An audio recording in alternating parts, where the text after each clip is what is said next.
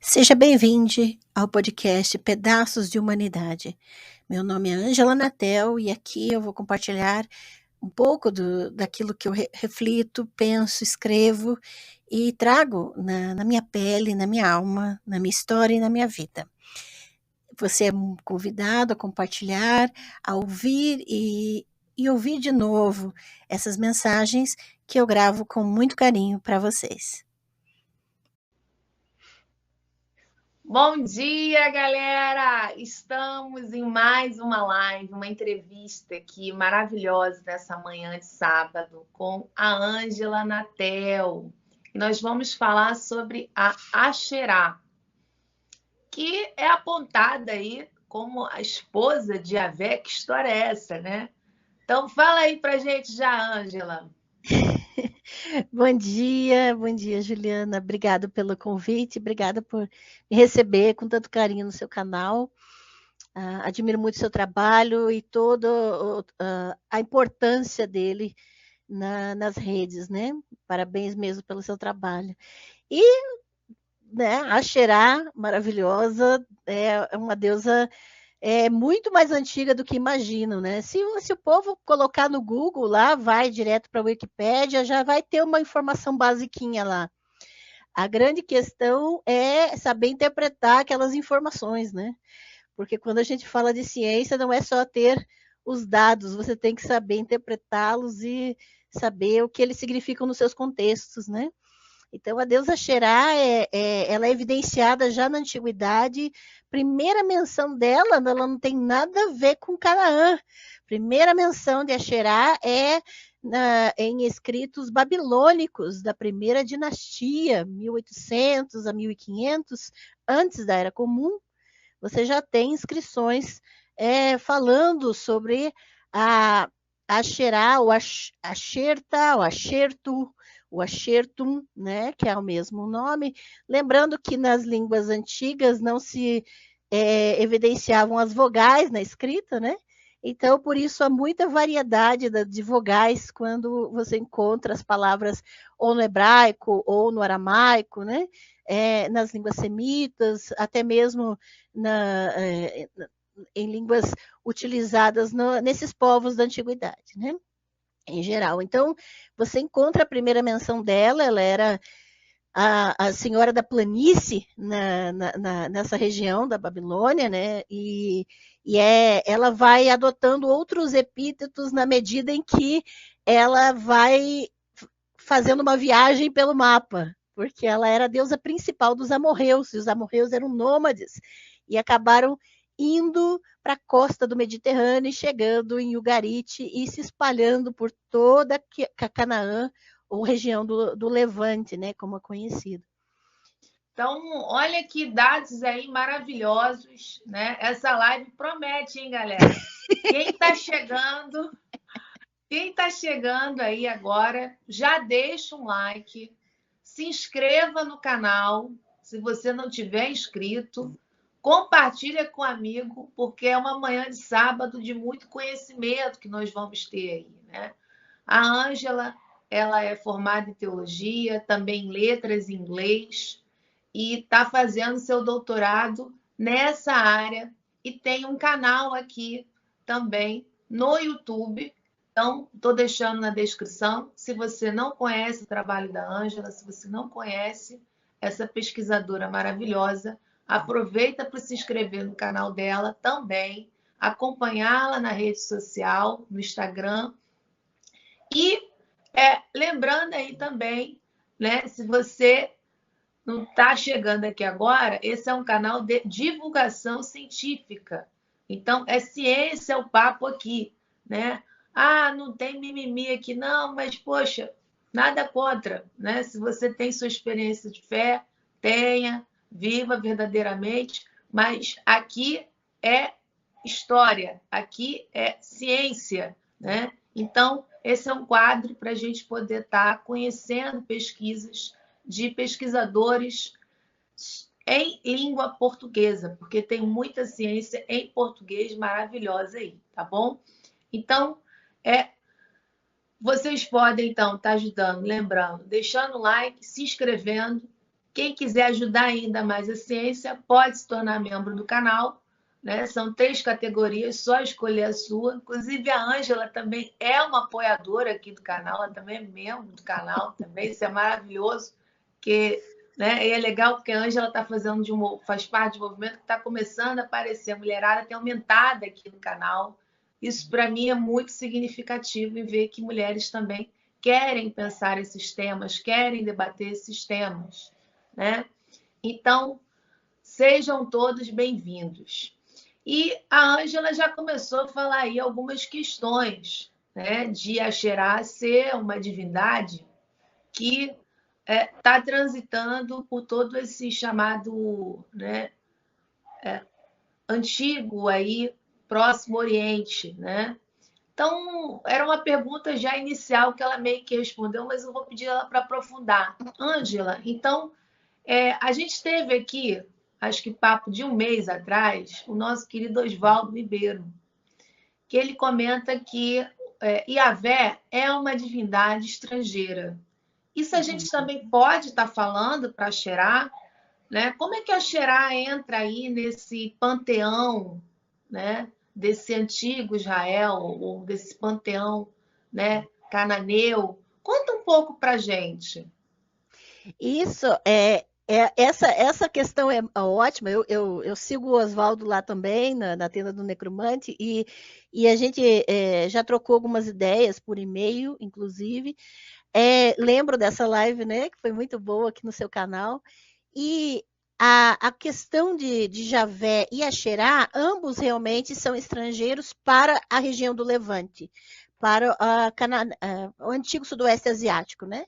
Eu não costumo chamar de Antigo Oriente Próximo por causa das questões decoloniais, né?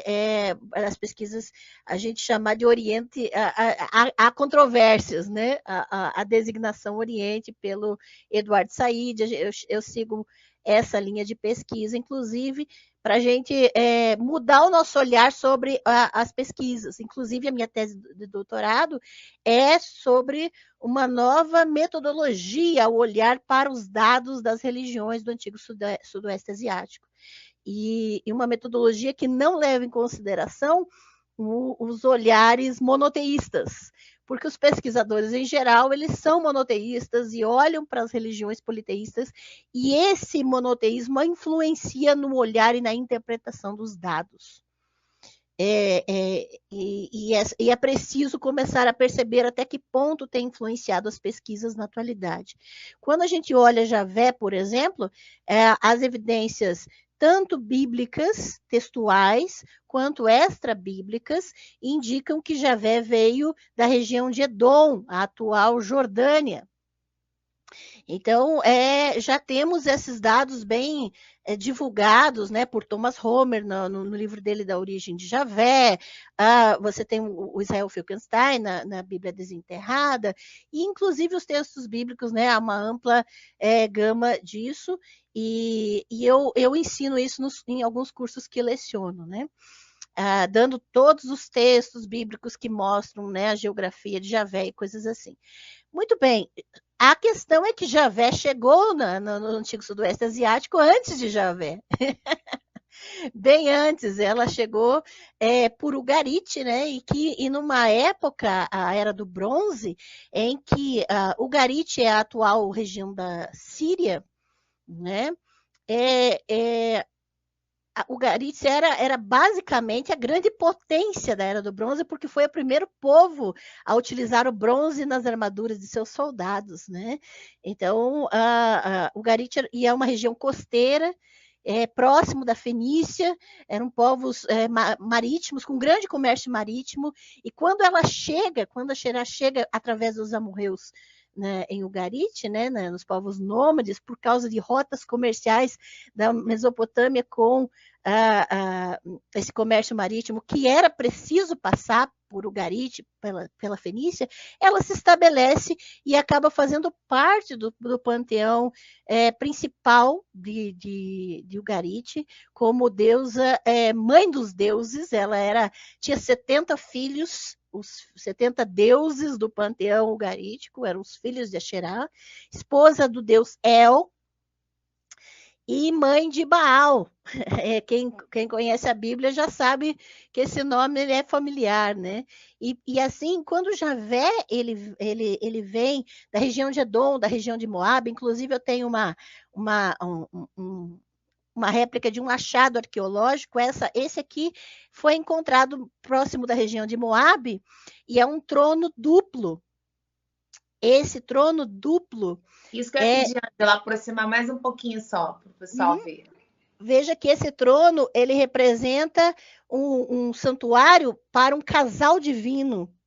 E aonde foi encontrado esse trono era realmente um lugar de culto da deusa Axerá com o deus Javé. Ela passa pela região, Javé é trazido para a região de Canaã e se associa a Axerá, que já está disseminada nos panteões cananeus, através dessas rotas comerciais, desse contato, né, com essas rotas. Inclusive, nos registros que nós chamamos não literários, ou seja, cartas, a parte das cartas de Amarna, inclusive, que era a correspondência do Egito com os governantes que estavam submetidos ao Egito, mas que estavam espalhados em Canaã. Nós temos registros, né, de nomes de pessoas que eram servos de Axerá, então você encontra, inclusive em textos não mitológicos, em textos não literários, esses registros, e assim, por causa desse nomadismo e desse comércio, você vai encontrar uma junção. Javé se encontrou com Axerá nesses contatos comerciais, nesses deslocamentos de comunidades. E o que acontece é que Javé... Mas, Angela, desculpa te cortar. Não, tá ótimo. Eu me empolgo. Só para o pessoal já se ligar aí. Essa réplica desse achado, ele foi encontrado aonde, né? A que grupo social a gente pode estar vinculando? Porque eu acho que é bacana para a gente pensar camadas sociais, né? Esse aqui especificamente é mais ou menos século XVII, século XVI. E aí o que acontece? Antes da Era Comum, né? E esse achado aqui foi encontrado na região de Moab, da Moab bíblica, né? Perto de Edom. Se você tem um mapa do Sudoeste Asiático, né? Na sua frente, você vai para o lado direito do Mar Morto, o lado direito você vai ter a atual Jordânia, e é próximo daquela região que foi encontrado esse aqui. Ou seja, na região de onde o Javé mais antigo saiu, porque nos textos bíblicos você tem registro de 2 Javés, e isso é importante mencionar. Tem o Javé mais antigo, que saiu de Moab, que saiu de Edom, que era um deus específico de guerra, de luta armada, não guerra nos termos modernos, mas Milhamá é o termo hebraico, que é referente à especialidade do Javé mais antigo, que era a luta armada em defesa dos camponeses. Esse Javé que vai para Canaã, eu chamo de Canaã, ou região do Levante, né? Depende do autor, ele vai adotar uma designação, e nessa junção ele vai encontrar o culto a Javé, e ele vai ser associado, e por isso ele vai acabar tomando as características de El, que era o marido, o consorte de Axerá no panteão ugarítico, e assim Javé vai ser aos poucos sendo assimilado e associado ao deus El. Primeiramente Israel, reino do norte, porque ele vai subindo, né, para o norte essas rotas, e o norte era um lugar mais estruturado comercialmente, economicamente, politicamente, então é lá que se estabelece com mais firmeza, né, as raízes do culto de Javé e Axerá como sua consorte, na medida em que Javé vai assimilando as características de El. Ele rouba o nome, rouba o status de Deus principal. Esposa, né? Rouba a esposa, rouba tudo de El. Assim, era uma terra sem lei, né? Como a internet hoje em dia. É verdade. Mas isso que você está falando, Ângela, é muito bacana. Então, galera, atenção a isso aqui. Nós estamos falando de uma realidade que não tem nada a ver com monoteísmo, né? Esse antigo Israel, por assim chamar, é extremamente politeísta e nós estamos falando de divindades que vão chegando a partir de acordos comerciais, acordos, né, via matrimônio, não é isso, Ângela? Isso. Então, a Xerá, tal como Yahvé, que vai chegar depois, chega também via, né, então, casamentos, acordos comerciais. Mas como é que está exatamente esse processo de ingresso, né? Será, você falou aí que tem referências a Xerá já, né, em tempos já remotos, digamos assim, né? Só Sim. para facilitar para o leitor. Ou seja, não é algo que nasceu da noite para o dia. Então, na verdade, vou te jogar duas perguntas, Ângela, até para você ficar bem à vontade. Primeiro, quais são as mais antigas referências, né, tanto textuais quanto arqueológicas, ou seja, da cultura material, aí para a galera se ligar, sobre a Xerá?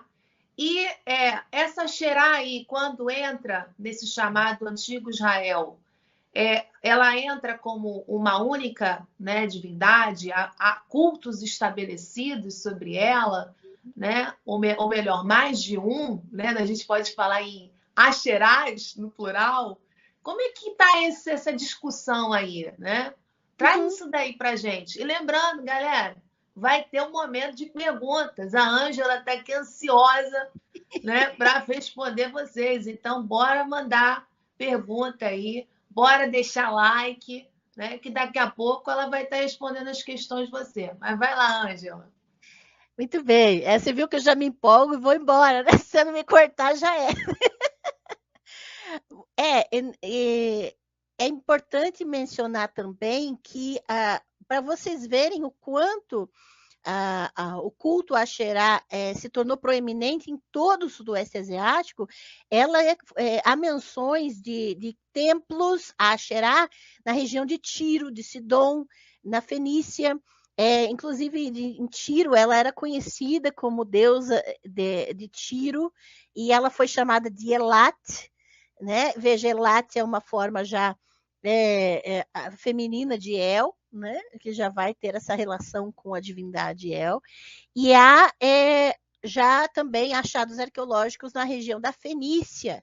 Ela se tornou uma deusa fenícia, e é importante essa menção à Fenícia, porque quem estuda o reino do norte, o reino de Israel, o antigo Israel, até o Elcio Mendonça publicou a tese dele, né, sobre o Israel Norte, que é importantíssima tese.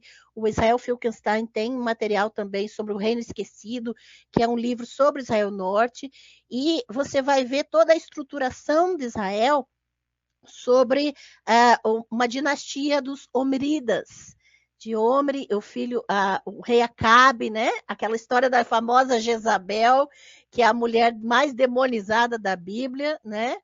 E Jezabel era uma princesa fenícia e sacerdotisa de Asherá. Ao ser inserida no contexto de Israel Norte como rainha, né? Ela oficializa o culto de Asherá, ela legitima esse culto dentro do contexto de Israel Norte. Então, Asherá não era uma deusa adorada de forma marginal pelo povo. A Xerá foi assumida pelas rainhas. Na verdade, até no ciclo de Baal, no contexto da mitologia ugarítica, então vamos voltar um pouquinho antes disso, que de Ugarit foi encontrado, por exemplo, essa tampa de marfim aqui, ela é de uma caixa de marfim século 14 antes da Era Comum. Foi encontrado em Hashamra, na atual Síria. Tá? A original, a peça original hoje está no Louvre dessa tampa, e essa representação aqui é da deusa Atirat. E como que nós sabemos que Atirat é a Asherá da Bíblia, né? É a Asherá que nós estamos mencionando? Porque o TH das línguas cananeias, ele é transformado em SH na transliteração do hebraico. Então, o T vira She. Então, a Tirat é a deusa Asherá quando ela é deslocada para o contexto do hebraico, da língua hebraica. Porque aí eles começam a chamar ela de Asherá por causa da língua. É uma mudança linguística mesmo, uma adaptação. Assim como John vira João em português, existe uma adaptação sonora, né? De um fone, de uma questão fonética mesmo, né? Da mudança linguística. Então, ao entrar a Tirat no contexto da língua hebraica, ela é chamada de Asherá. E é interessante isso aqui, por quê? Porque é algo que precisa ser observado na metodologia científica, né, dos achados arqueológicos. Isso parte, por exemplo, dos estudos da assiriologia, por exemplo, é que quando você encontra um objeto, você não analisa somente a inscrição ou o desenho que está nesse objeto. Você precisa levar em conta onde esse objeto foi encontrado, em que contexto ele estava, quem tinha acesso a esse objeto. Então, você tem imagens, as principais imagens da Xerá estavam em locais de acesso das elites, dos reis, das rainhas, o contexto da aristocracia, do poder, das classes dominantes. E as mitologias, até Mircea Eliade defende isso, né, que as mitologias elas são criadas exatamente para legitimar as estruturas sociais, as estruturas políticas, né? E precisa levar isso em conta. Aqui tem uma outra imagem, que é uma placa de marfim. Veja que o marfim era comum na representação desses objetos onde eram lugares da elite, de acesso da elite. Essa é uma placa de marfim encontrada no templo de Hashamara, na Síria, em que aparece a deusa amamentando dois príncipes. A Xerá e a Nat, que era sua filha, eram conhecidas como aquelas que amamentam os reis. Elas legitimam o poder real. Então, elas não eram, a princípio, elas não foram assimiladas em Ugarit, a princípio, como deusas da população comum. Elas eram a Xerá, principalmente. Eu tenho uma imagem de Anat aqui só para curiosidade, né? A Anat, ela já é uma deusa guerreira, uma deusa da sexualidade, e ela é representada muito mais como uma transgressora, uma subversiva de figuras de autoridade, inclusive. Né? E inclusive de gênero, né? Porque ela usava armas que eram típicas de homens. Então existem nas mitologias, elas vão ser estruturas que vão refletir a sociedade e legitimar os poderes estabelecidos. Então, a princípio, nessas figuras mais antigas, a Xerá é mostrada, retratada como aquela que alimenta e legitima o poder real. Tá? O que acontece é que ela vai sendo assimilada para outras regiões. Agora, quando você vê, por exemplo, no sul de Judá, em Laquish, foi encontrada essa placa, uma placa de ouro, já do 13º século antes da Era Comum. E eu chamo o sul de Judá... Aproxima só mais um pouquinho, Ângela. Isso, obrigada. Ela é dourada, né? Porque a placa é originalmente de ouro batido. E veja que ela é uma representação da deusa nua, né? Muito comum nas festas, celebrações, e o que acontece é que eu quero fazer uma comparação para vocês perceberem que ela está cercada de animais, aqui nessa tampa do baú de Ugarit, de animais e trazendo ramos nas mãos. E você vai perceber que lá no sul de Judá, na região de Judá, que posteriormente se tornou o reino de Judá, porque na antiguidade não era, né? Você vai encontrar uma imagem da deusa, também com ramos relacionados a algum animal, no caso esse aqui é o cavalo ou o jumento, né? E com ramos nas mãos. Então, existe uma iconografia característica dela. E eu quero mostrar uma outra imagem que vocês vão perceber. E o cavalo é legal porque o cavalo também está associado às elites, né? Exatamente. Ao poder, né? Não por acaso Salomão sempre é descrito como aquele de muitos cavalos, né? Então isso é mais uma evidência de que de fato é uma divindade, né? da elite, né? E não, quer dizer, a Xerá está entrando por cima, né? E não Exato, nas não era um camadas culto mais marginal. sociais. Então, Exatamente. olha que bacana, galera, que a Ângela está trazendo para gente, né? As imagens já contam a história de um panteão, de um politeísmo, que é uma construção das próprias elites locais, não tem nada a ver, né, com os mais pobres. Os mais pobres estão aceitando aquilo que está sendo feito pelos acordos comerciais, políticos, matrimoniais, né? Então, né? Poxa, é maravilhoso isso daí, né? Mas continua aí, Ângela, que eu te cortei, porque é só para chamar a atenção, galera, esses Ótimo, pô. pontos aí. Não, é muito importante essas observações, porque às vezes a gente vai correndo, passa correndo numa questão que é importante enfatizar, né? Você é genial, Juliana. Seus apontamentos de historiadores são fantásticos.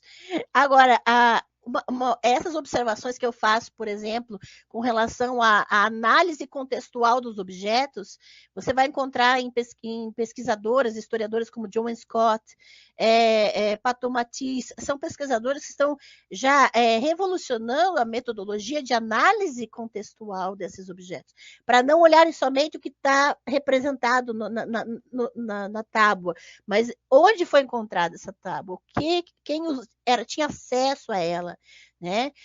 E quero mostrar para vocês que a Xerá chegou no Egito. Né? Aqui tem uma evidência, né? E percebam a semelhança da iconografia, ela segurando ramos na mão, exatamente no centro de uma imagem, cercada de dois elementos ao redor. Essa aqui é a placa de Kudshu, chamada Kudshu, que tem a ver com o termo santidade, do campo semântico da santidade, que vem, por exemplo, de Kadosh, Kodesh, é a mesma raiz semita para santidade, para a Senhora Santa. E essa aqui é da 19ª dinastia, mais ou menos 1250, antes da Era Comum, e você vai encontrar essa divindade síria, e é registrada como deusa síria, porque ela está ao lado de um elemento masculino, que é o deus Reshep, que é um deus sírio que foi importado para o Egito. Então você vai ter resquícios dela saindo da Síria e chegando no Egito, e aqui, no caso, uma mitologia foi criada que ela tinha dois maridos, o deus sírio e um deus Min, que é o deus egípcio. Então, você vai ver mitologias sendo misturadas, né, nesse contexto de transposição de mitologias, e aí vão se criando novas mitologias específicas, né? E claro, essas são as peças de registro que eu tenho específicas mais antigas, né? Você vai encontrar no Levante Sul, por exemplo, essa peça do século IX, antes da Era Comum, no Vale do Jordão, esse santuário portátil, encontrado em Tel Rehov, que é um santuário numa região de culto à deusa Xerá. É encontrado ali traços de culto especificamente a Xerá, e em cima tem um leão. E a imagem do leão é associada a ela. Você vai perceber sempre ou um animal ou um ramo, né? Só para fazer a comparação, aqui no trono duplo, encontrado na região de Moabe, você tem dois leões ao redor do trono duplo. E você vai perceber a iconografia, e em cima dos leões tem árvores, tem palmeiras. Então, as árvores ao redor do lugar. Marca de novo realeza, né? Leão, Exato. iconograficamente. Agora, Ângela, esses ramos também podem estar associados à questão da agricultura, né? Por que eu pergunto isso? Eu tenho estou no recorte mais distante, né? Estou fazendo aqui a minha história comparada, né? Mas pensando nas sociedades agrárias, de um modo geral, por exemplo, esses impérios sempre colocam a figura feminina segurando ramos de oliveira, trigo, né? É como uma marca de quê? Também de uma ideia de uma estabilidade, associando a essa divindade ou a consorte, a companheira do imperador, no caso do Império Romano, com a ideia do feminino e da agricultura, ou o feminino e a ideia da fertilidade. A gente vê a Xerá também vinculada a isso, né? Por isso a presença desses ramos. Estou eu aqui pensando alto, né? Então, ó, reparem, galera, isso que eu estou fazendo é metodologia, né? O método serial. Então, isso aqui não é achismo, né? É teoria, metodologia, é um canal de ciência, né? Ciência histórica, ciência no campo das ciências da religião. Então, é papo científico. Então, mas vamos lá, Ângela, fiquei curiosa aqui. Responde para a Ótimo. gente. Ótima associação, por quê? Porque o que você vai encontrar de evidências bíblicas e extra-bíblicas é a associação, na medida em que a Xerá é colocada a partir das elites no culto desses povos, ela vai chegando às camadas mais. As maiores camadas da sociedade, que é a população mesmo, né? E aí o que acontece? Existem dois caminhos que os mitos assumem: o caminho da legitimação política do poder e o caminho do sentido diário e sustento da vida. Você vai perceber essas duas. Até na minha tese eu vou explicar isso, só que eu não posso dar spoiler, né? Porque a tese não foi publicada ainda. Mas eu vou trabalhar. Quando você defender, você volta aqui, Ângela. Já está feito o convite. Aliás, da minha parte, vamos ver se a galera também quer. Galera, vocês já querem que a Ângela volte quando ela defender a tese dela? Comentem aí na descrição. Porque, assim, existem abordagens, por exemplo, existem pesquisadores que dizem, não, mito é só política, mito é só legitimação de poder. Porém, no dia a dia, e aí aí eu tenho que falar da minha parte teóloga, porque teologia também pode ser ciência, também pode, não significa que, né, qualquer coisa que é feita de teologia é ciência, porque você tem mais mito do que outra coisa, né? O que acontece é que quando a gente observa o mito atingindo as camadas maiores da população, ele vai assumindo outras facetas. A Xerá, ela vai se tornar, então, de uma deusa mãe dos deuses ou legitimadora dos deuses, e nós sabemos que os reis eram considerados filhos dos deuses, eram considerados seres semidivinos, divinizados. Então, ela era, a princípio, mãe dos deuses. A atuação dela era da elite. A rainha-mãe ou as rainhas eram a imagem de Axerá física, representadas ali. O que acontece é que, ao chegar nas populações mais pobres, mais necessitadas, ou que estavam submetidas às opressões das elites, a Xerá começou a assumir essa característica de sobrevivência. E eu digo que toda divindade, quando é enxergada pelo povão, ela se torna uma divindade da fertilidade invariavelmente. Então, por exemplo, Javé se torna deus da fertilidade, qualquer deus que você adore se torna um deus da fertilidade quando chega no povão, porque o que o povo precisa é comer. O que o povo precisa é sustento. E aí o que acontece? Ela é associada diretamente à fertilidade dos animais. O povo confunde muito o fato dela ter ramos, isso é possível, essa confusão, de, por exemplo, ela ser a divindade dos campos, da terra. Mas quem assume essa função é Baal. E até mesmo El. El é descrito, inclusive, na mitologia ugarítica como Deus que ara a terra com o seu pênis, com a sua genitália. A terra é vista como uma genitália feminina, recebendo a semente do Deus, né? Agora, a Axerá, por estar sempre cercada de animais, ou ela mesma representar uma árvore. A árvore não era um símbolo da Axerá. A árvore se tornou a própria Axerá porque ela dava sombra e alimento para os animais, para aqueles que estavam ao seu redor. Então, ela se torna, no contexto de Israel, a deusa da fertilidade dos animais a princípio. Por quê? Porque você vai ter na transição das sociedades agrárias para as sociedades pecuárias, ou seja, a transição da agricultura para pecuária, na economia dos povos, né, com o sedentarismo e com várias modificações, inclusive. No caso de Judá, com a obrigatoriedade do sacrifício expiatório no pós-exílio, né, com a elite sacerdotal judaíta impondo o sacrifício de animais no Templo de Jerusalém, centralizando o culto por uma questão econômica. Agora você não pode levar oferta para qualquer lugar, você tem que trazer oferta tudo para Jerusalém, porque a gente precisa de dinheiro, então tem que vir tudo para cá, as ofertas. E agora institui a cultura dos animais, por quê? Porque é isso que vai dar dinheiro para nós agora. A gente precisa se estruturar economicamente.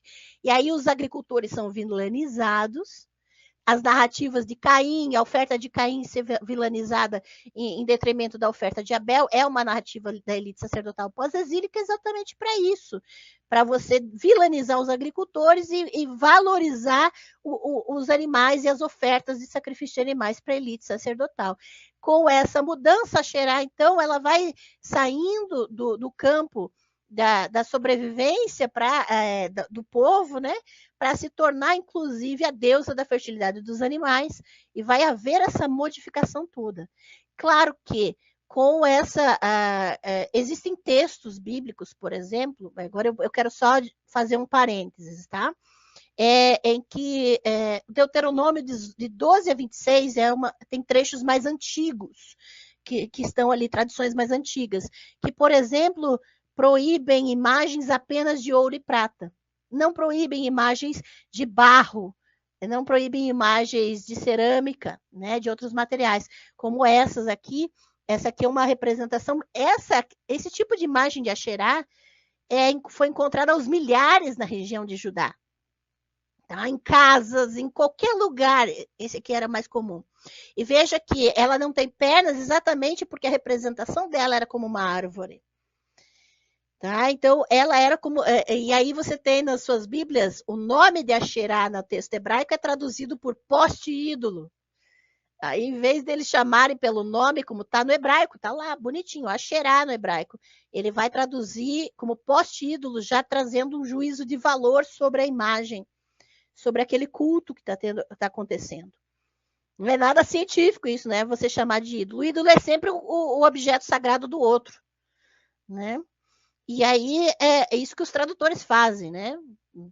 Haja paciência. Falando em tradutores, Ângela, né? Eu queria aproveitar aqui, porque até um comentário aqui, o pessoal está comentando muito, né? O Henrique até botou assim, ó, né? Botando aqui, ó, falando sobre o politeísmo cananeu. Quer dizer, a gente vai ouvindo essas informações, a gente vai vendo que essa ideia de monoteísmo tem que ser eclodida mesmo, né? É uma construção muito a posteriori.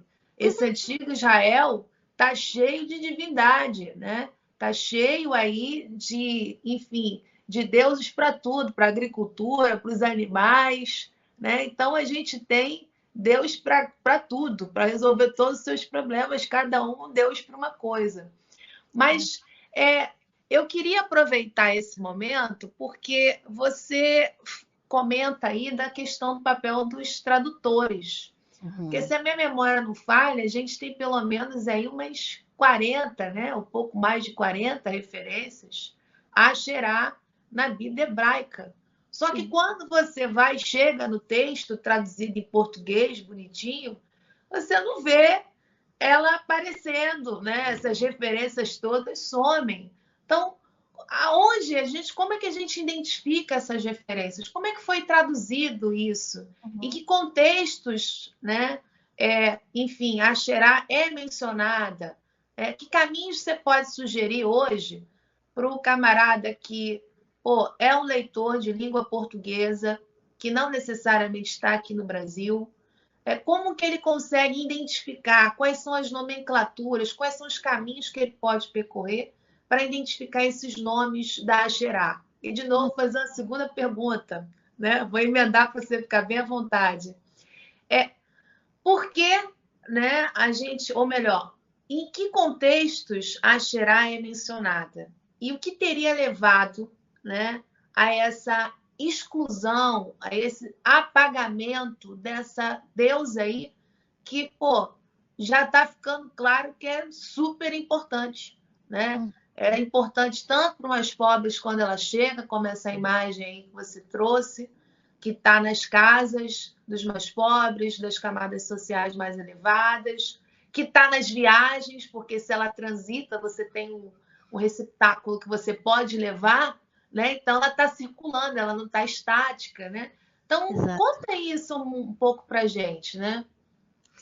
Essas questões da tradução, e aí a gente precisa levar em consideração algumas questões.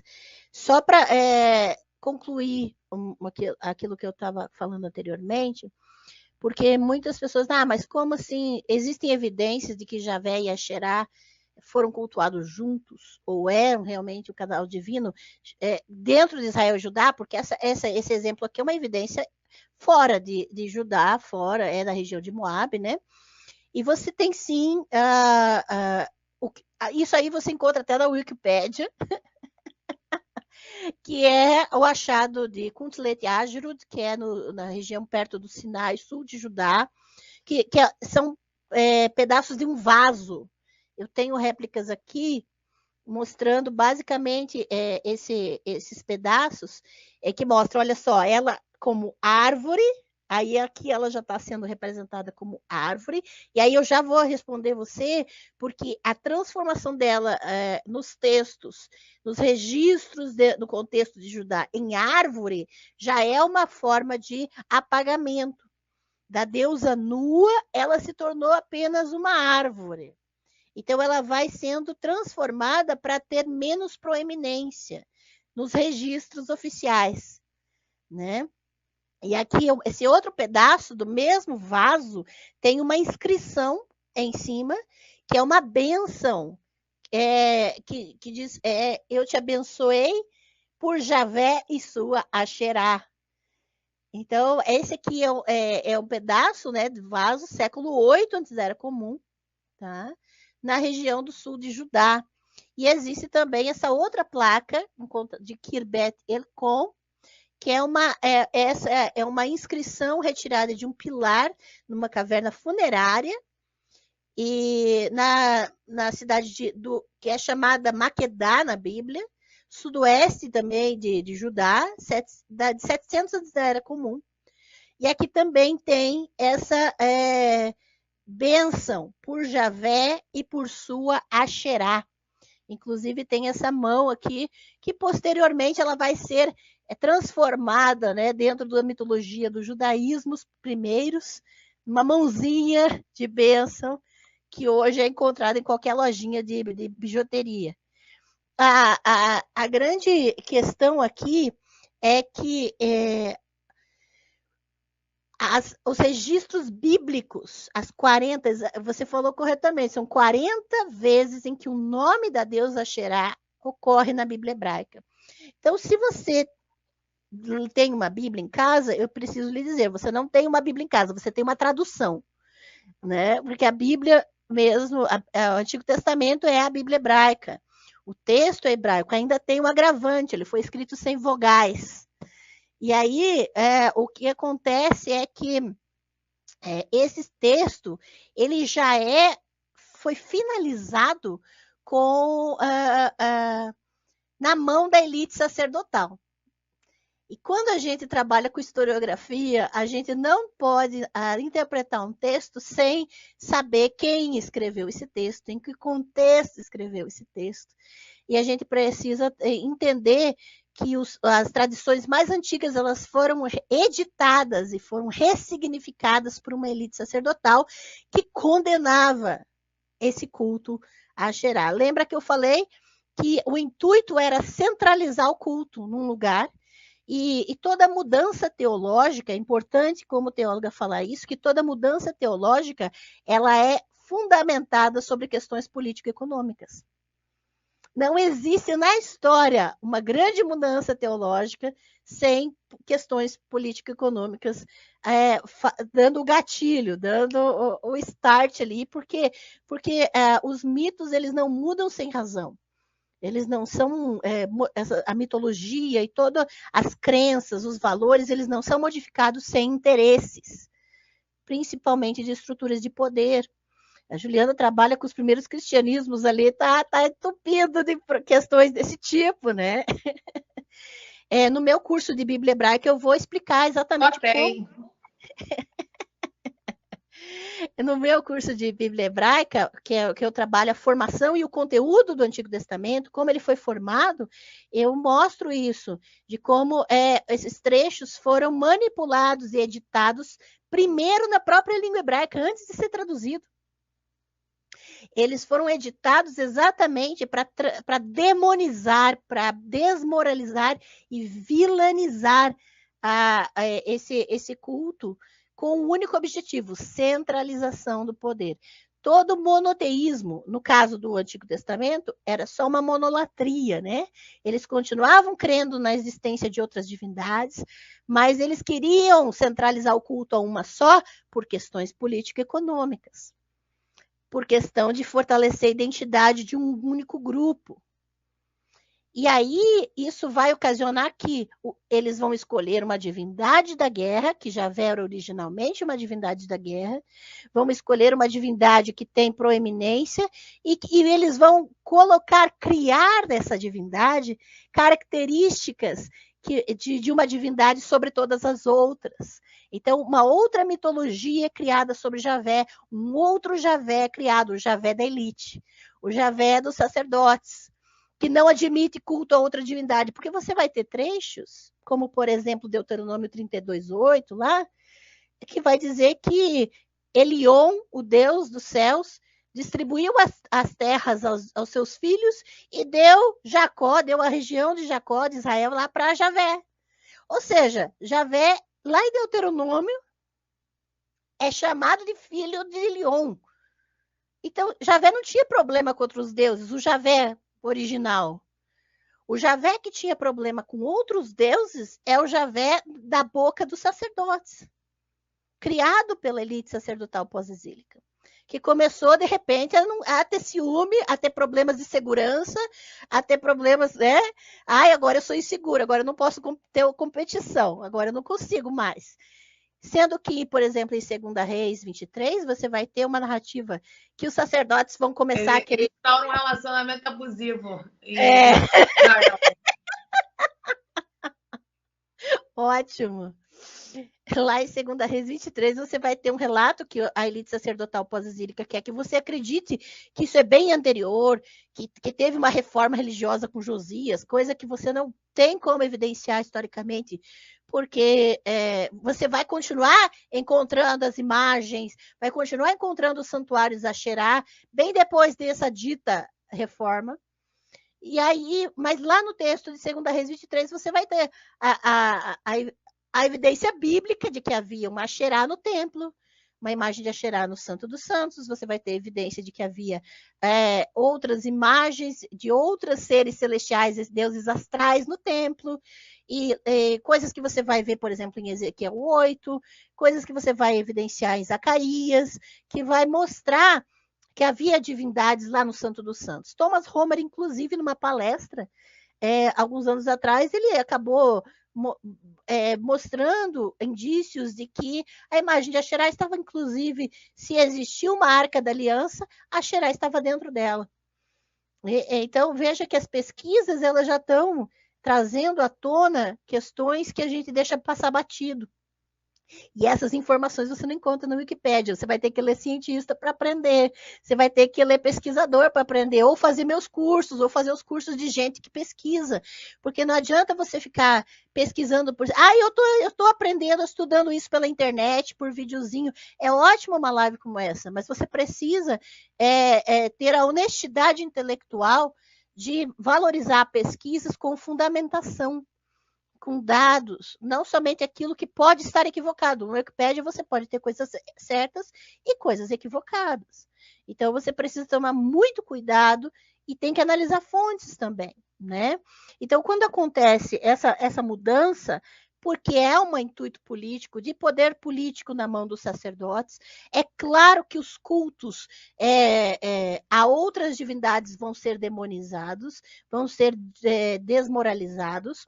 Inclusive, quando os judeus estão em Alexandria, né, posteriormente, e nasce o judaísmo, né, o judaísmo, os primeiros judaísmos. O que acontece? Eles vão traduzir o texto hebraico para o grego, a Septuaginta, né, que é a tradução do Antigo Testamento do hebraico para o grego.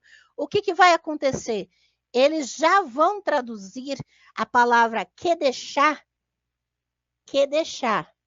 que é um termo que tem raiz, a mesma raiz de kadosh, que significa santo, é do campo semântico da santidade. Então, kedeshá seria santa ou sagrada, que é o feminino, né? Ou kedesh, isso veja a aberração, gente. Kedesh, que também vem de santo, de sagrado, que eram designações dos sacerdotes e sacerdotisas de Asherá. E sabe como que essa Septuaginta aqui vai traduzir Kedesh? Como sodomita. Pense na aberração. Uma que sodomita já é uma mudança, um juízo de valor equivocado, porque existe muito material sobre isso, do que era o problema de Sodoma. Então, a moralização construída na história da igreja cristã vai ser trazida para interpretação e desses textos posteriormente. Mas veja que já os judeus, os primeiros judeus, os grupos do judaísmo lá em Alexandria, já começaram a vilanizar os sacerdotes e sacerdotisas na primeira tradução. Na primeira. Dali é só ladeira abaixo os problemas das traduções. Eu ia falar agora. Só ladeira abaixo e camadas e mais camadas de interpretações, né, muito ruins, que mais atrapalham ainda mais um texto que ainda é utilizado hoje como referência para muitos, né, Ângela? Que mais atrapalha na construção de uma sociedade democrática do que, propriamente dito, corroborar para um diálogo, né? Porque já começa pelo fato de se perpetuar traduções completamente equivocadas e que ainda são injustas com relação a um contexto social em que a gente está falando de politeísmos, de uma presença de atuações femininas, né, de sacerdotisas. Então, quer dizer, isso daí é um passado muito, como diria Éric Hobsbawm, uma tradição inventada, né? E então aí, galera, atenção que a Ângela está falando, né? Muita atenção aí, porque quando vocês olham para essa tradução já está toda poluída, a começar já nesse processo de uma versão do hebraico para o grego. Mas a Ângela ia mostrar em um livro que foi publicado, né, sobre Asherá no Brasil por intelectuais brasileiros, né, brasileiras inclusive. Então, comenta aí, Ângela. Exato, porque a grande questão é que se você não fala outra língua além do português, na maioria das vezes você é refém dos tradutores. Você é refém dos tradutores da Bíblia, dos seus juízos de valor, das suas interpretações porcas. Preciso dizer que são interpretações porcas, porque até eu e você, qualquer pessoa, sabe que não pode traduzir uma palavra com sentido de santidade para um sentido de relacionado à sexualidade ou sentido relacionado a algum tipo de desmoralização. Se o termo significa sagrado, você não traduz como algo imoral. Nem na sua perspectiva, nem na perspectiva deles. Então, a grande questão é essa. E por causa disso, nós nos juntamos para elaborar esse que não é o primeiro livro em português que sai sobre Asherá, mas o que nós temos, por exemplo, teve uma pesquisadora, né? Deixa eu mostrar o livro para fazer jus à pesquisa, porque principalmente pesquisa de mulheres que não são divulgadas. Essa aqui é uma dissertação, Onde Estão as Deusas, Asherá, a deusa proibida, nas linhas e entrelinhas da Bíblia, da Ana Luísa Alves Cordeiro. Esse aqui foi o primeiro livro em português lançado sobre Asherá, que é o trabalho de mestrado dela. Agora, uma dissertação de mestrado é um resumo, né? E foi publicado pelo CEBI, inclusive. Agora, ela fez uma dissertação né, muito boa, inclusive eu a cito no meu trabalho, porque ela virou uma referência por ser a primeira obra em português. Né? Agora, nós nos juntamos para trazer mais embasamento, inclusive com essas bases, essas evidências extra-bíblicas, neste livro aqui, A Xerá, Deusa de Israel, organizada pelo professor Luiz Alexandre Solano Rossi, que ele, inclusive, ele é professor no mestrado e doutorado em teologia da PUC do Paraná, aqui, e pela Sueli Monteiro de Matos, que lá da UMESP, que ela é a outra pesquisadora no Brasil que está fazendo doutorado em cima de Axerá, né? Então, nós duas é que estamos fazendo doutorado sobre Axerá, só que sob perspectivas distintas, né? No meu caso, eu estou fazendo todo esse apanhado histórico, né? É um trabalho um pouco mais abrangente historicamente. Ela está fazendo algo bem mais pontual historicamente, mas o meu intuito é muito mais criar essa nova metodologia para esse tipo de pesquisa, né?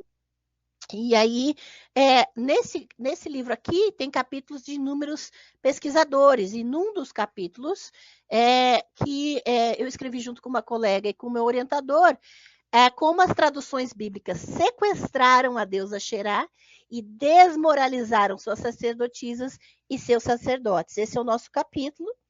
E aqui nós fazemos um favor para todos os que não sabem hebraico, tá?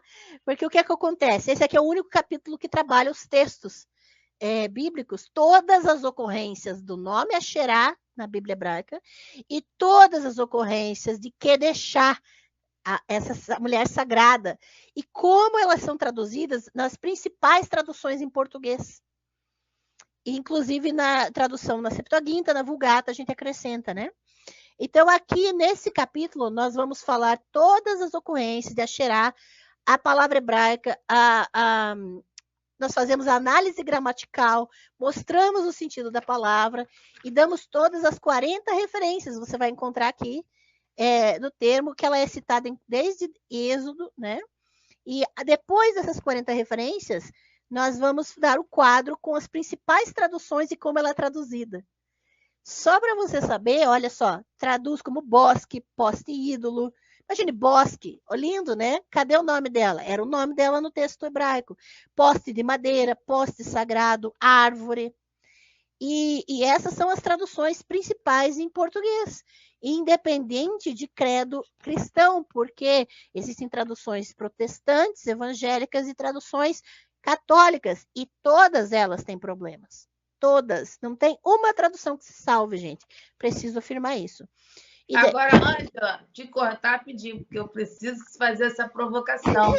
Imagina se, com todos esses problemas que você narrou, passa esse projeto de lei horroroso que está sendo apoiado, né, por políticos, tanto da esquerda quanto da direita, né, de uma Bíblia, né, que parece que o quê? Vai ser regulada pelo Estado.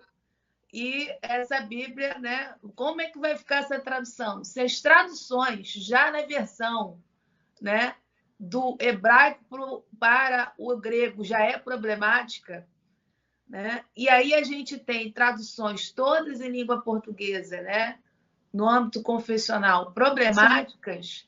Sim. Imagina se você tem esse projeto de lei passando, Ângela. A tua pesquisa, ó, sabe para onde vai?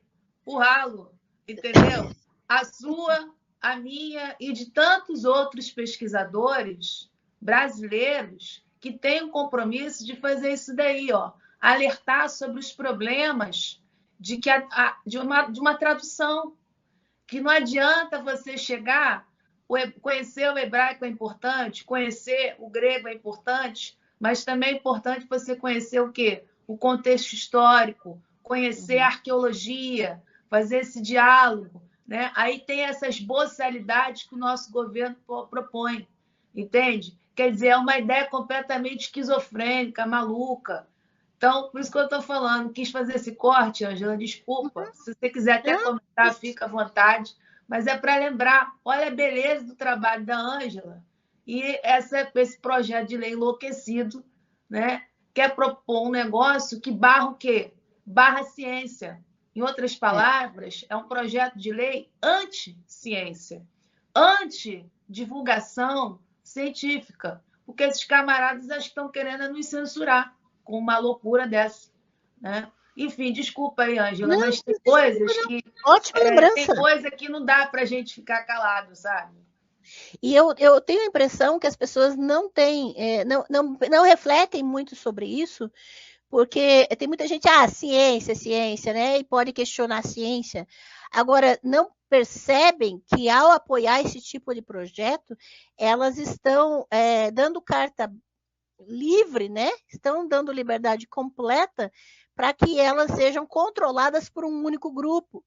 Elas estão dizendo que elas querem ser reféns desses tradutores e que elas não querem a verdade, porque verdade não é o caso, né? Porque ciência trabalha com fatos, com evidências, com verdade, com noção do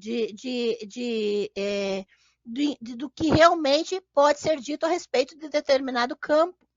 Por isso que eu fico muito feliz de não ser somente teóloga, mas ser linguista também, por trabalhar com tradução, por trabalhar com linguística. Por quê? Porque isso me permite ampliar um pouco o campo da pesquisa, inclusive relacionar o campo da pesquisa, para que a gente não seja refém de interpretações de um único grupo. Não tem fundamento esse tipo de projeto, isso é fato. Por quê? Porque a Bíblia ela foi escrita em hebraico, aramaico e grego, a Bíblia completa. Não foi escrita de uma única vez, não foi escrita como no formato de um único livro. Ao você cimentar ela numa tradução, você está dizendo que o texto original, da língua original, ele é mentiroso.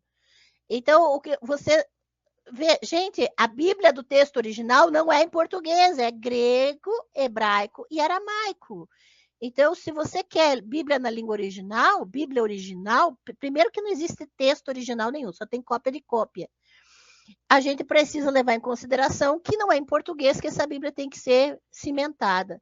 Então, então os cristãos precisam ser igual aos muçulmanos. Muçulmanos só leem o Alcorão em árabe. Então, todo cristão vai ter que ler hebraico, aramaico e grego. Pronto. Aí sim você está lendo na língua original.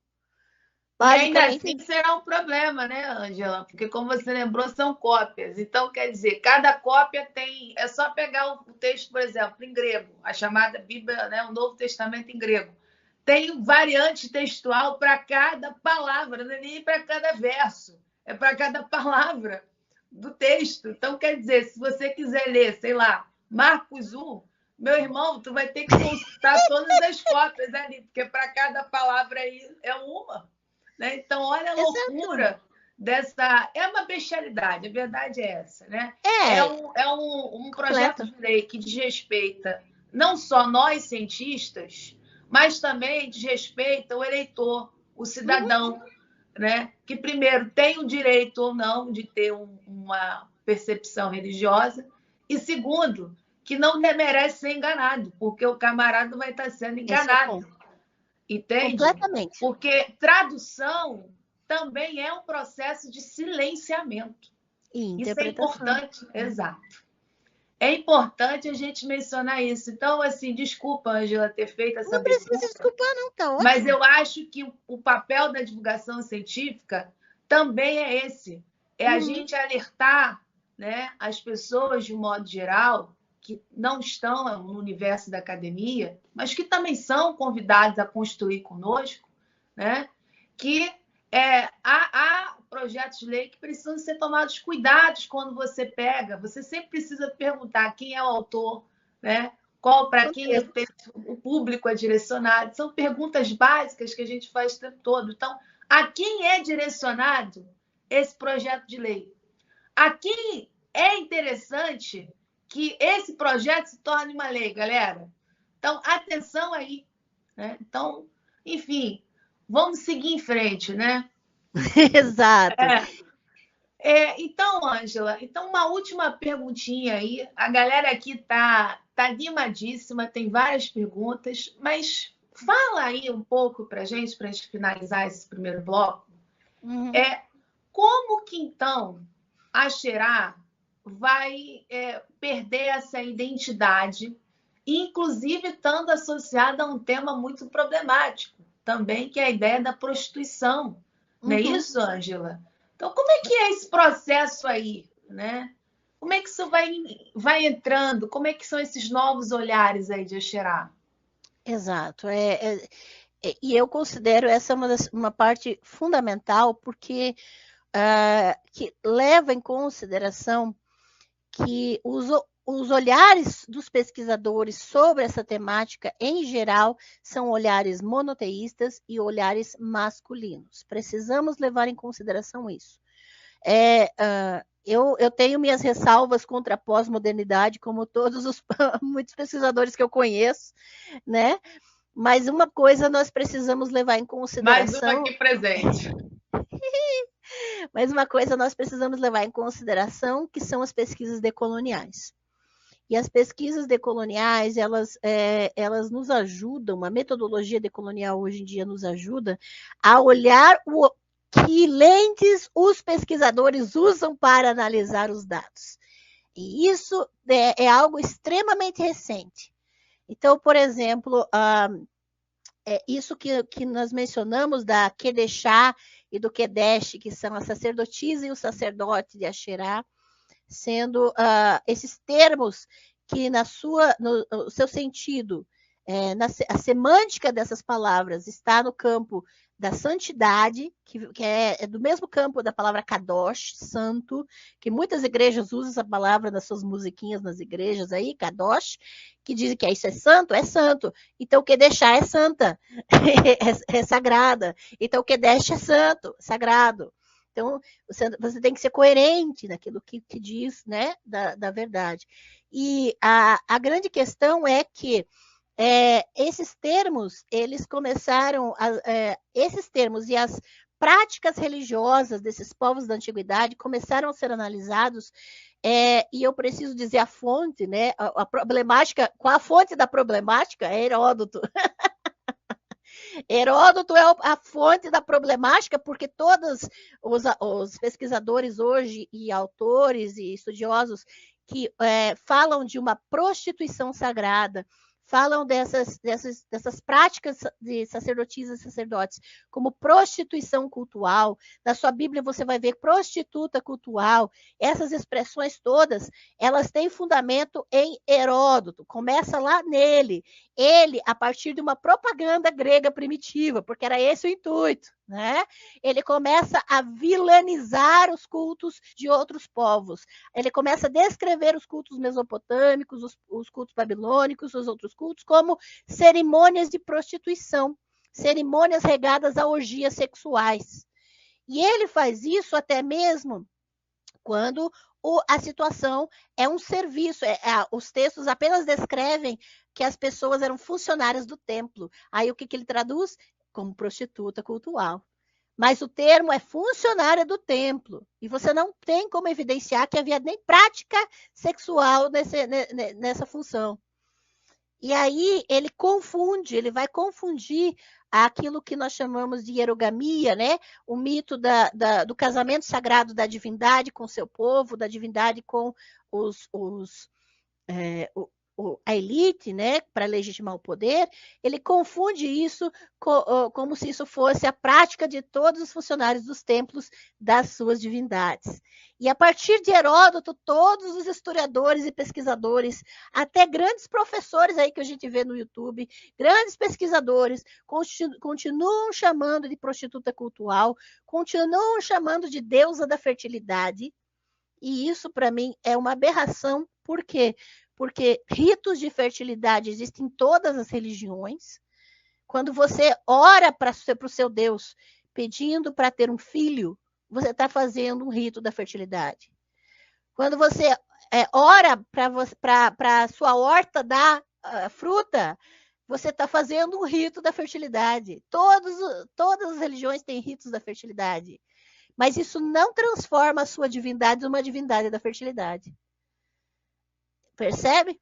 Então, os campos de atuação das divindades nos seus mitos são variados e complexos. E o que acontece é um reducionismo reduzindo as figuras, principalmente das divindades femininas, a estereótipos femininos, a funções de acordo com o preconceito e a misoginia das suas sociedades. Então, as mulheres são reduzidas à procriação, então as deusas são reduzidas à fertilidade. Então, assim como as mulheres na sociedade são reduzidas a determinadas funções, as deusas também são. E isso faz parte do processo de silenciamento. E aí, quando um grande professor, ou geralmente é homem que faz isso, um grande pesquisador, gente, isso é evidência também. Pode fazer a sua pesquisa para provar essa teoria. Você vai perceber esses pesquisadores falando, é deusa da fertilidade. Quando chamarem a Xerá de deusa da fertilidade, pode saber que ele está fundamentado nesses dados equivocados. Pode saber que ele não está fazendo ciência, ele está repetindo os estereótipos e preconceitos que foram construídos. Só nos anos 20, só para vocês terem uma ideia, só nos anos 20 é que as traduções que só diziam prostituta, que só diziam sodomita, agora, recentemente, ou seja, 100 anos, né? 1920 para 2020, há 100 anos atrás é que começaram a mudar as traduções bíblicas para colocar cultual do lado de prostituta. Para colocar que existia um elemento sagrado perto desses estereótipos. Mas isso não resolve o problema. Só para vocês terem uma ideia, foi lançado recentemente esse livro aqui, Prostituta ou Mulher Sagrada? A Bird, que é essa autora maravilhosa, ela vai fazer um trabalho exaustivo sobre todas as teorias e pesquisas relacionadas a esse silenciamento, e ela prova contundentemente que a ideia da prostituição sagrada como uma instituição, ela nunca existiu. Nunca existiu. Chamar de prostituta cultual, prostituta sagrada, deusa da fertilidade, isso são equívocos. E são equívocos fundamentados em olhares monoteístas e em olhares misóginos, em estereótipos, tá bem? É muito complicado. Ciência não se faz com base nos seus pressupostos, no seu contexto, na sua própria moralidade, né? Trabalhar a sua moralidade de uma cultura sobre a análise de outra cultura. Isso existe, infelizmente, e ciência, veja, ciência tem método, é isso que a Juliana falou, ciência é um método. Ciência não é a palavra final. Uma teoria pode ser rebatida com evidências. Isso é tese e antítese. A gente precisa trabalhar nesses termos e não simplesmente repetir o que os pesquisadores anteriores falaram, sem analisar quais lentes eles usaram para fazer essas análises. Sem perceber as metodologias, e inclusive é possível, como no caso da minha tese, desmontar algumas metodologias. Tá? Então, a gente precisa ter seriedade e fazer, ter esse cuidado, né? A questão do silenciamento, então, hoje, por que a maioria de vocês nunca ouviu falar de Axerá como deusa adorada no Santo dos Santos, no Templo de Judá, no Templo de Israel, como uma deusa que foi banida por razões político-econômicas?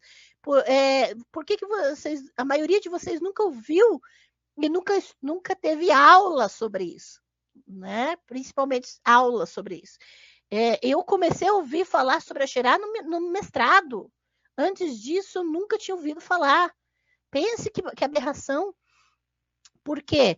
Porque essas modificações que ela foi recebendo, não era possível, por exemplo, os sacerdotes apagarem os resquícios das imagens. O que eles fazem? Eles ressignificam e começam a transformar a imagem da árvore sagrada em objetos que poderiam ser ressignificados por uma monolatria. Árvores estilizadas como essa, que estavam no templo. E que foram ressignificadas para quê? Para apontar para uma única divindade depois. Sendo que, na mesma época, objetos como esse foram encontrados em Judá com evidências de adoração, tanto a Axerá, aqui entre os leões, Olha ela aqui. Entre Isso, os... Ângela. Eu ia pedir para você aproximar mais um pouquinho para o pessoal ver. Isso, tá ótimo agora. Aqui era botado fogo, e aqui o fogo, a fumaça, representava Javé. E no segundo nível tem novamente a árvore entre os animais. Esse objeto de culto aqui é um objeto cultico. Essa é uma miniatura do objeto, porque ele tem 60 centímetros original de altura. E essa miniatura vai demonstrar que o culto a Javé e a Xerá era feito junto. Então você tem o símbolo solar aqui em cima. Então ele vai fazer um paralelismo. Javé, Asherá, Javé, Asherá. É um paralelismo aqui no objeto, que é típico da cultura hebraica. Tá? E aí você vai perceber que esses objetos eles vão começar a ser modificados nos cultos para o nome e a cara de Asherá ser escondida. E as traduções chegam para nós dessa forma, como prostituta cultual, como sodomita, como qualquer coisa menos sacerdotisa ou mulher sagrada, né? Inclusive a Suelen Monteiro de Matos publicou um artigo sobre isso. O Luiz José Dietrich, que é o meu orientador no doutorado, também publicou um artigo sobre isso, prostituta ou mulher sagrada. E você vai encontrar inúmeros muitos materiais referentes a isso. Eu não sei se eu fugir da pergunta. Se eu fugir, você me ajuda, por favor, porque agora eu... Não, você não fugiu, não. Isso daí, Ângela, é maravilhoso, porque o que a gente vai percebendo é que, paulatinamente, o que tem é mulheres, deusas, que somem frente ao quê? A uma sociedade patriarcal. E precisa-se, então, construir uma figura de um deus, né, que atenda a todos esses interesses de monarcas, de sacerdotes, homens que estão incomodados, muito provavelmente, com o maior sucesso de que a deusa e as sacerdotisas, ou mesmo os sacerdotes que podem estar existindo, já que, né, a gente tem a Xerá tanto sacerdotes quanto sacerdotisas, que estão fazendo mais sucesso. Na hora de ser lembrado, não é Yahvé, é a Xerá que é lembrada. Então você transforma ela o quê? Coisifica, né? Que é isso que você está mostrando. Vira uma árvore, né? Vira um candelabro, vira qualquer coisa. Para quê? Então, atenção, galera. Percebam como que o que a Ângela está trazendo é um processo aí completamente diferente de ler essa Bíblia hebraica, de entender esse chamado Antigo Israel. Então, essa ideia de um monoteísmo é um mito, é uma tradição que foi inventada, aonde as consequências, né, Ângela, são das mais cruéis, inclusive no caso aí para as mulheres, aonde são coisificadas, aonde as mulheres são rebaixadas ou reduzidas a um total controle do corpo feminino. Que, pensando em uma ideia de continuidade e descontinuidade, porque a história comparada também se preocupa com as continuidades, é isso, né? Então, a sociedade que a gente vive ainda, se você tem ainda violências contra a mulher, também é uma longa duração, é a perpetuação de quê? De um texto de base, de uma tradição judaico-cristã que controla, silencia corpos femininos. Então, isso aí é muito interessante, né? Que a Ângela está trazendo. Olha, Ângela, mas a gente já passou de 1 hora de live. E a galera está aqui reclamando. Pô, não vai ler minha pergunta, não? Tá aí. Então, vamos dar uma olhada rapidinho nas perguntas da galera. E, galera, lembrando, quem não está inscrito no canal, pô, já era para ter se inscrito à altura do campeonato. Se inscreva no canal, deixe um like, compartilhe essa live com os amigos. Esse é um canal de divulgação científica, tá? Eu trago aqui, tenho preocupação em trazer colegas, pares, pesquisadores que trabalham com temas no campo do judaísmo, cristianismo, antigo Israel. entendeu? Não, o cara, pô, eu acho que é isso. Aqui não tem acho, não. O cara tem teoria, metodologia, documentação. O cara só fala a partir disso. Não é a partir disso, não, mas eu acho que é isso. Ah, mas eu gosto, né? Não, o problema é seu, rapaz. Se você gostar, tu gosta, mas não é ciência, né? Que a galera às vezes confunde. Ciência não é achismo. Então, lembrando também que a Ângela tem um canal aqui no YouTube, ela também está lá no Instagram. Eu deixei os links na descrição, só clicar que vocês têm acesso. As Posso falar referências uma coisa só? bibliográficas. Ah, pode? Fala aí, Ângela. Desculpa, só falar dos dois cursos rapidinho? Pode Porque, falar, fala aí, porque faz quem teu quer marketing. que quem quer se aprofundar a respeito de Axerá, inclusive, eu leciono um curso online e esse curso é com aulas gravadas, com muito material, eu forneço muito material digital e atendimento personalizado. E quem adquirir esse curso, é R$ 50 o curso, gente, um curso completo, com material, com essas evidências, você vai ter artigos de onde são fundamentadas todas essas evidências, e quem adquirir até amanhã, por exemplo, vai concorrer amanhã, eu vou fazer um sorteio numa live no meu Instagram, desse box aqui, de coleção Deusas e Mitos do Antigo Testamento, que é formado por 2 livros, um desses livros do box é esse aqui, que tem o artigo que eu acabei de mostrar para vocês. Axerá, a deusa de Israel, e o outro livro é Lilith, a primeira Eva. Então, esse box com esses 2 livros eu vou sortear amanhã ao vivo no meu canal, no meu Instagram, Ângela Natel 007. E lá você vai. Que todos os que adquiriram até amanhã esse curso estão automaticamente concorrendo. Mas mesmo que você adquira posteriormente, você pode conseguir esse material, tá? E eu dou todas as dicas para isso.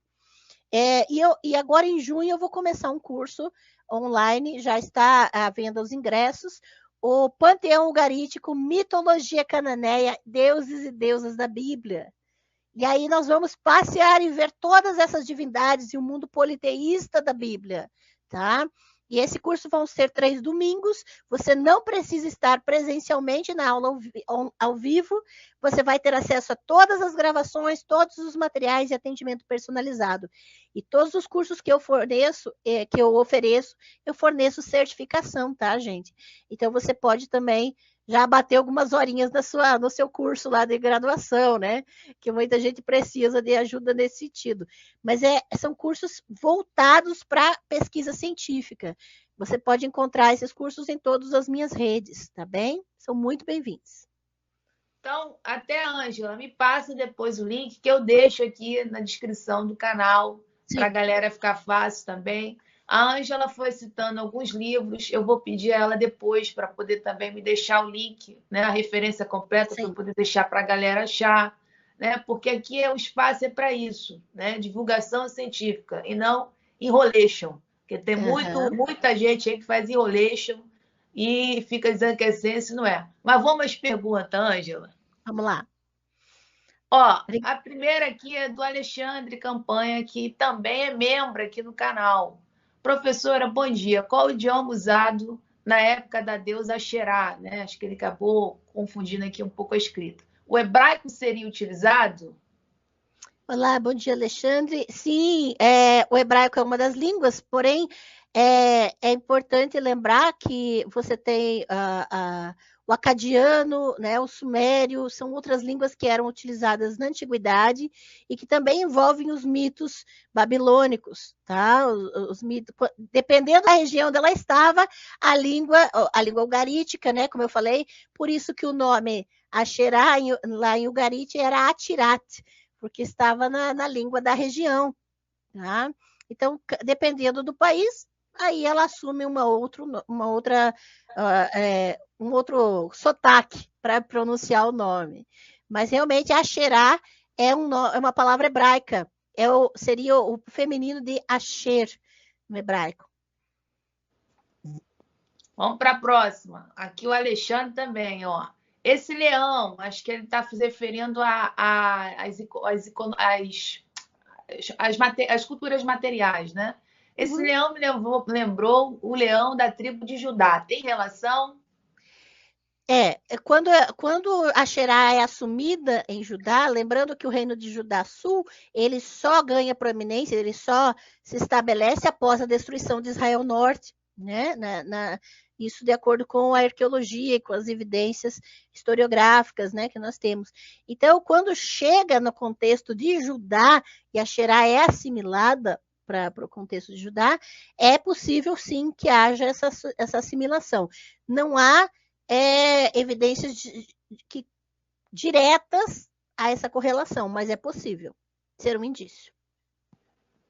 O Vinícius Carneiro, ele está falando assim, esses mini altares tinham imagem da deusa dentro ou a imagem era apenas uma inferida, como na Arca da Aliança, que foi tudo junto, na Arca da Aliança, onde o Deus estaria sentado entre os querubins, mas não é mostrado. Bom, como nós estamos vendo, na maioria das imagens, principalmente as mais antigas, você tem a imagem dela, né? Ou da deusa nua, ou como lá no vaso de Kuntlet Ajrut, a árvore, né? E só quero aproveitar e fazer uma observação, existe muito material nas redes, principalmente no YouTube. O YouTube tem muita aula, né, no YouTube, mas a gente precisa tomar um pouco de cuidado, porque aula entre aspas. Por quê? Porque existem muitos canais que eles fazem sensacionalismo. Eles trazem contam uma história maravilhosa, fazem vídeo, fazem filme, e você acredita em tudo que eles dizem, parece que é real, mas não tem fundamento nenhum, não tem base. Mas tem doutor aí, supostos doutores que diz que comprovam a Bíblia, né? Exato. E aí falar, tem os hebreus. Os hebreus adoravam árvores. Primeiro você tem que definir hebreus, porque hoje já tem complicações nesse termo dos hebreus. Você não tem exatamente como identificar quem era esse grupo chamado hebreus na antiguidade. Então, há teorias, há diferentes ideias a respeito disso. Então, é só essa afirmação, os hebreus adoravam árvores, é uma complicação tremenda, porque você não sabe nem como definir de forma fundamentada quem eram os hebreus.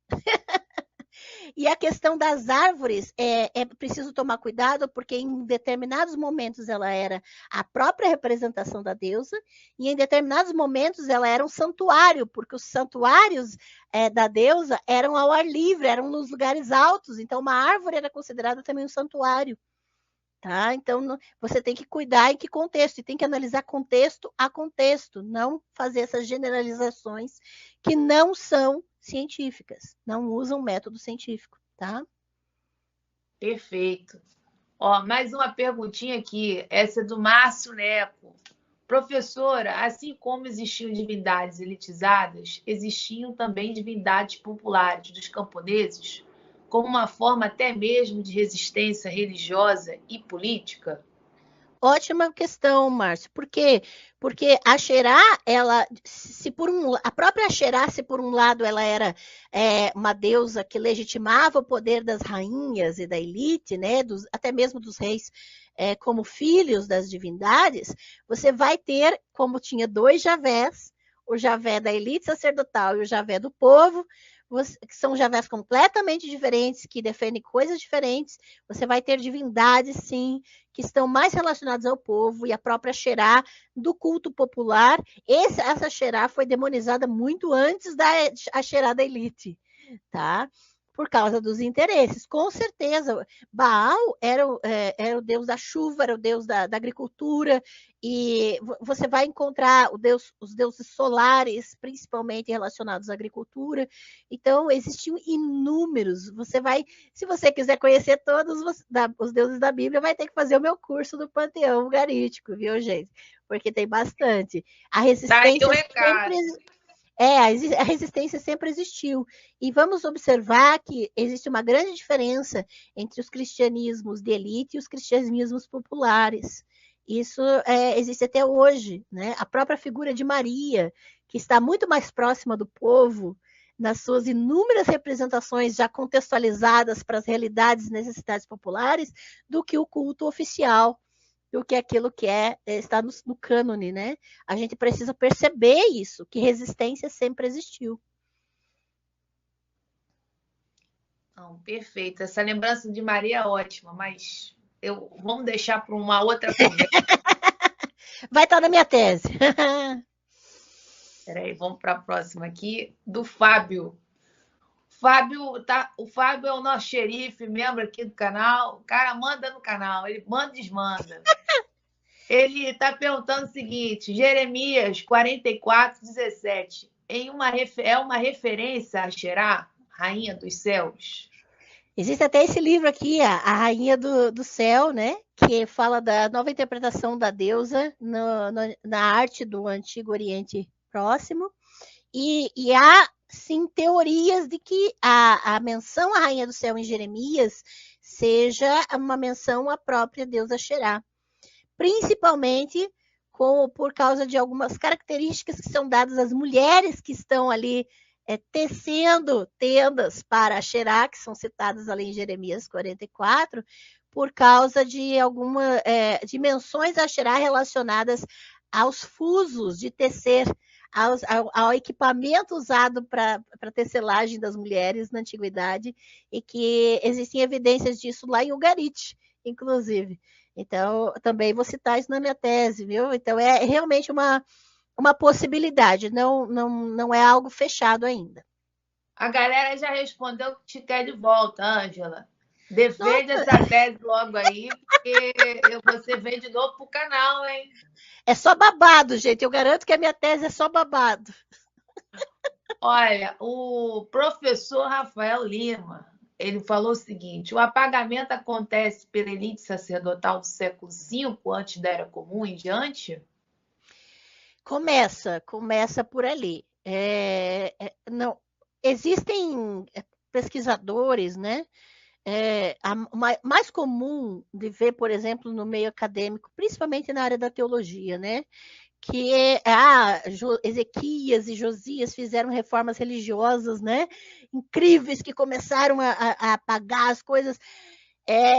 Há mais controvérsias do que outra coisa em relação a isso, né? Então, eu aposto as minhas fichas, né, nesse início do apagamento a partir da elite sacerdotal pós-exílica, sim.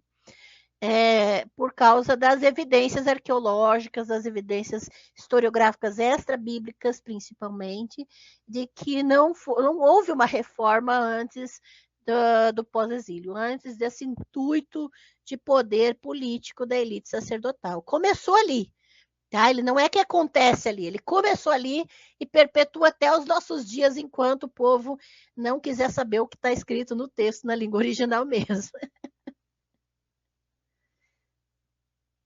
Olha, tem uma pergunta aqui do Cosme Maurício de Jesus. Ele pergunta se a elite sacerdotal não tinha nomes específicos, né? Quais eram os líderes dessa época no contexto sacerdotal? E aí, a, a, a gente precisaria conversar com pessoas mortas para saber, né? Porque, assim, para você ter o nome de uma pessoa do século V antes da Era Comum, é realmente um evento que precisa ser registrado, né? Ou seja, o evento. Desculpa, eu não quero fazer chacota com a pergunta da pessoa, mas é que a gente precisa. O que a gente tem são alguns indícios. Você tem o governador Zorobabel, você tem algumas pessoas ali, mas você não tem nomes próprios das pessoas registrados. Você sabe que são os sacerdotes, você sabe quem são esses grupos, né? Assim como os textos bíblicos, até o do Novo Testamento, você sabe que não foi escrito. Marcos, o Evangelho de Marcos, não foi escrito por uma pessoa chamada Marcos. Eles deram o nome, colocaram o nome ali, mas você não tem o nome próprio das pessoas que botaram a mão naquele texto. Então, realmente, é uma façanha que foge um pouquinho do alcance das pesquisas. Até porque, né, Ângela, a gente está falando de uma narrativa que está sendo contada em estilo de uma epopeia, uma façanha. É um Javé que tem ciúme o tempo todo, né? Como eu brinquei, né? Relacionamento abusivo, Sim. o cara quer só para ele, né? Não pode olhar para ninguém. A gente também tem um problema ali também de uma questão de que é algo similar ao que a gente vê os mitos fundantes gregos sendo propagados, né? Então não há uma preocupação em se definir a autoria propriamente dito, né? A gente não está falando de um texto que tá narrando o evento histórico como ele é, ou seja, quem são os agentes produtores daquele material.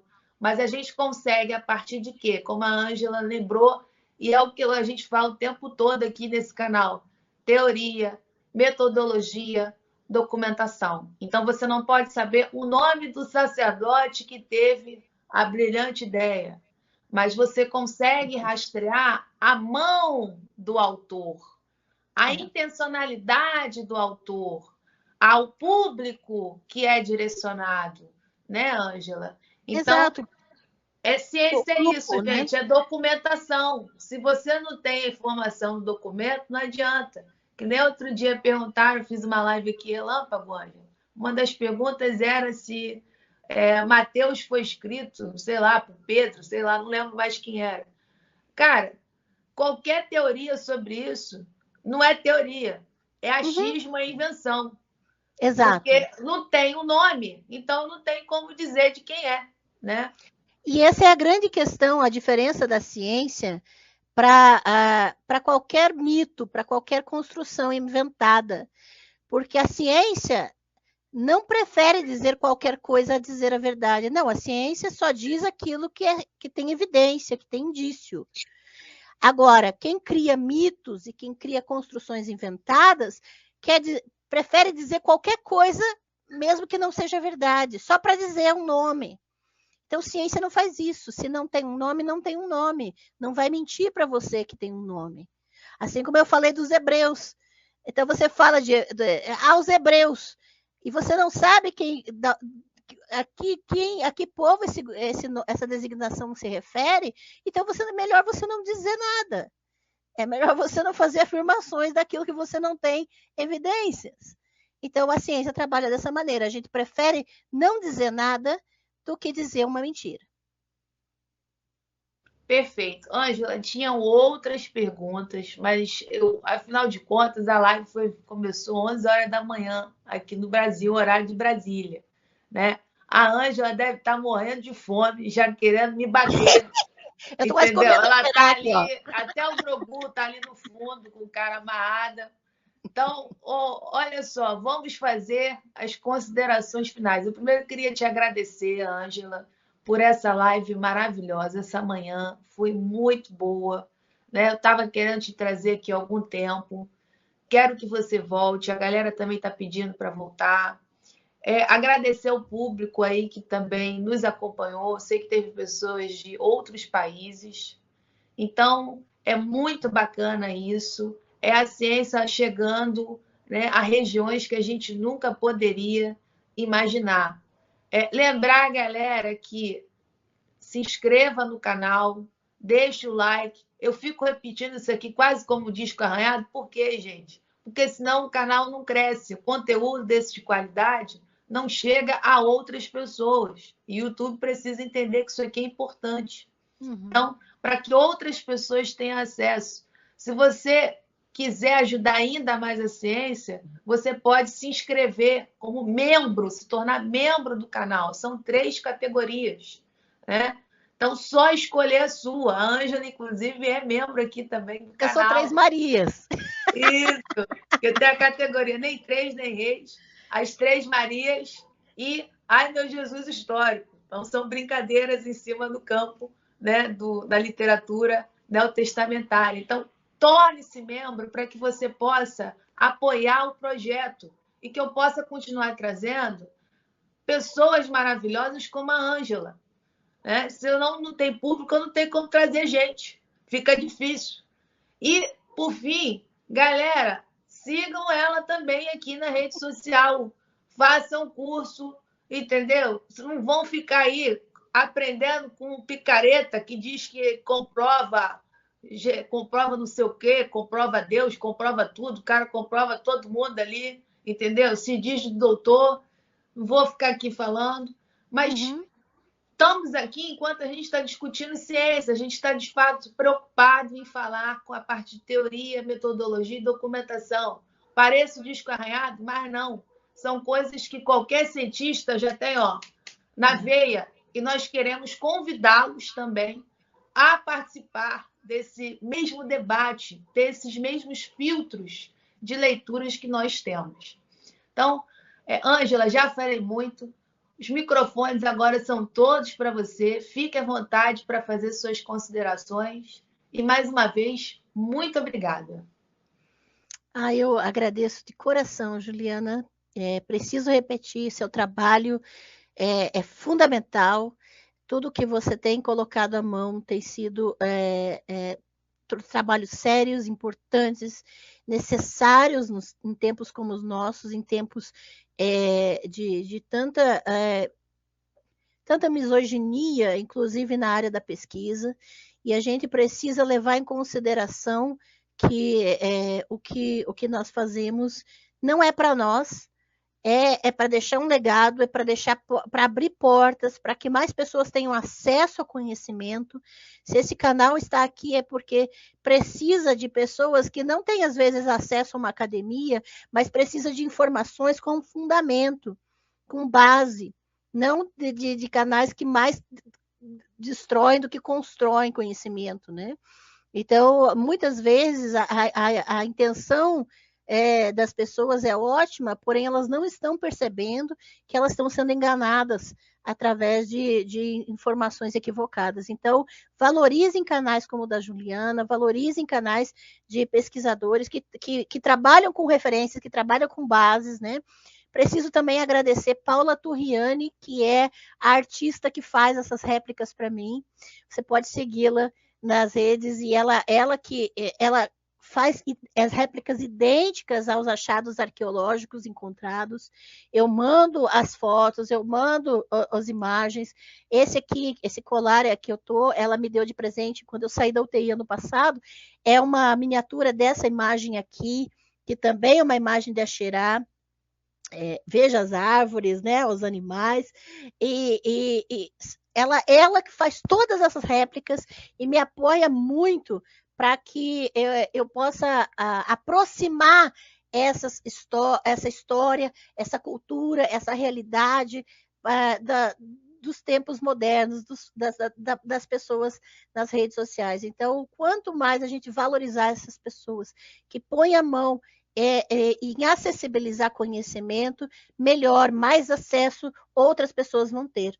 Então, vocês estão todos convidados a fazerem os meus cursos. Eu leciono um curso de Bíblia Hebraica, como o Antigo Testamento foi formado. Eu leciono o curso de Axerá, a deusa de Israel.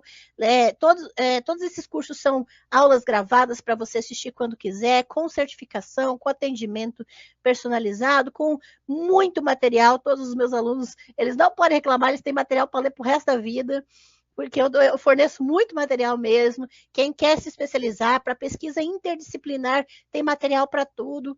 Então, é possível a gente trabalhar juntos para construir conhecimento, porque não é professor que ensina, é aluno que aprende. É a gente que constrói juntos, né? Para que menos pessoas sejam enganadas por controles e manipulações, né? Quero agradecer a todos pela paciência de me ouvir, porque eu estava muito nervosa. A Juliana ficou a semana me acalmando, porque eu fico, não sei se vocês sabem, mas eu fico muito tensa com câmera, em todas as vezes que eu gravo, mesmo quando eu dou risada, eu estou nervosa.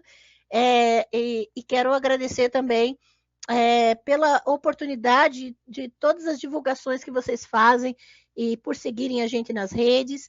E sejam todos muito bem-vindos a continuar construindo. Antes de comentar alguma coisa, antes de questionar alguma pesquisa, aprofunde-se, pesquise as suas fontes, verifique se você não está bebendo numa fonte equivocada, tá? É fundamental isso também. Grande abraço a todos, e que a gente comece a olhar as manifestações religiosas que são diferentes das nossas como reflexos de outras realidades e não querer medir essas realidades pelas nossas próprias réguas.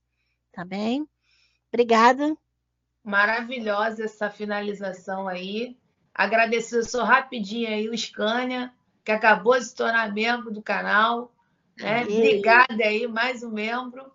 E é isso, galera. Então, um bom final de semana para vocês. Continuem ligados, porque tem mais material aí. Né? A ciência não pode parar, mesmo com essa onda fundamentalista, anti-ciência aí, que tá tensa, tá difícil. Beleza, então, galera? Bom final de semana e um abraço a todos e até a próxima. Tchau! Até, pessoal!